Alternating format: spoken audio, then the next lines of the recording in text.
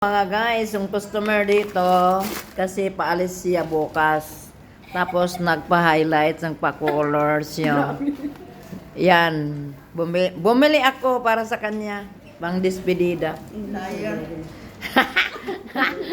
Yan, ito.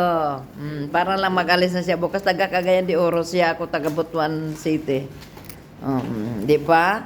Sige dito to sa salon. Parang busog siya ugma pag flight Kuwait Airways ang sakyan. Di ba, Day? Kain tayo, guys. Oh. Kain tayo, guys. Kasi akong bumili niyan, Day. Di ba, Day? Ay, katawa na. May bawaan sa tanin yung makakta. Ay, si katawa na iba. Kaya may bawaan ta na iba. Happy birthday! Happy trip na lang, Day, ha? God bless. At least nilibre kita ng KFC. Ganyan ako.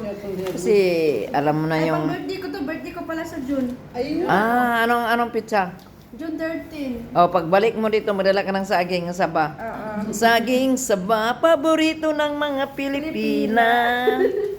Kaon KFC, kaon saging sa Pilipinas. Okay, Day. Thank you, Day, sa imong Ay, akong pala. Ang akong pang-despedida sa imong nagkamali pag namakak.